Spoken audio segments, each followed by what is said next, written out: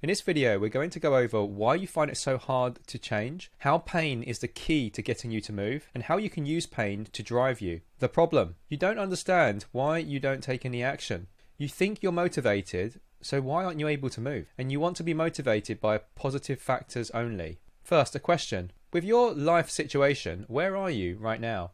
How much pain emotionally are you in? Are you pretty comfortable? Or do you really need to get out of this situation? Have a moment to think about that. Back to our friend on the bridge.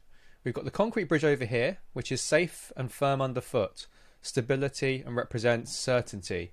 You have to make these next steps in your life, and it's depicted here by this precarious rope bridge. This is what our change is, and this is what we need to navigate to reach our goals and dreams over here. We can stay over here where it's safe, but if we want to change, we have to go this way. So what's going on here? If we've got this pain scale over here, we've got no pain on the left and excruciating pain on the right. Now if we plot change and stay over here, our brain will always want to stay away from this side of the chart. It always wants to go this way. Your brain will choose whichever keeps you away from pain. Pain is a survival instinct. It is a signal telling you which way to go. It's simply away from pain. If staying is further over this side, we will always choose to go this way. So we have a problem here, because if staying is over here and it represents comfort and change is more painful, we will always gravitate towards going this way. This is also why we have lots of vices like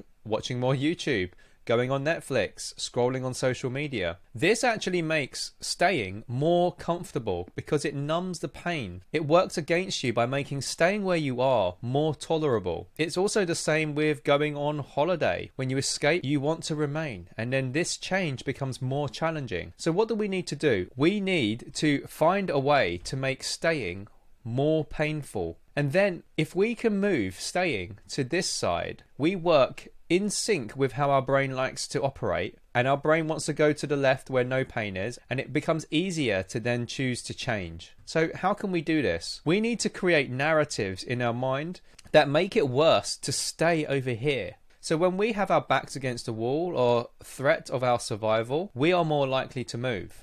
That is why when there's the threat of losing your job or losing your clients, or you're about to run out of money, you start to move. So how can we do this given our situation now? If you are relatively comfortable, we have to find a way to boost the pain. And we can do that by imagining a future on your current trajectory. And you can start imagining where you will end up. Your brain will naturally extrapolate this and start imagining this future. And this is why I post lots of content about talking about harsh truths, and because it's important you reflect about these. So if things aren't going to change, where will your life take you? Will you be in a better position, or will you be miserable? If you're in a toxic situation at work, what will happen if you stay there? How will that affect your ability to survive long term? You need to help your brain see how your current trajectory will reduce your chance of survival. Now, I use this picture here. I absolutely hate this picture, by the way. This is a visual of what would be required to get us to attempt to navigate this rope bridge. So if you need to escape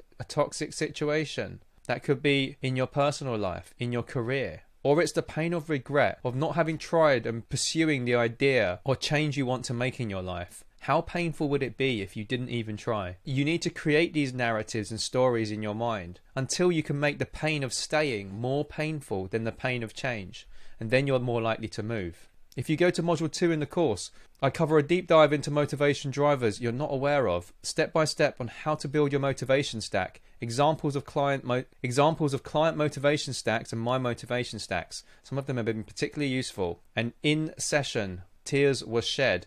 This is how much pain we can create. Walkthroughs on how to increase pain to motivate, and worksheets, templates and cheat sheets with real examples of how to create these. See you in the next one.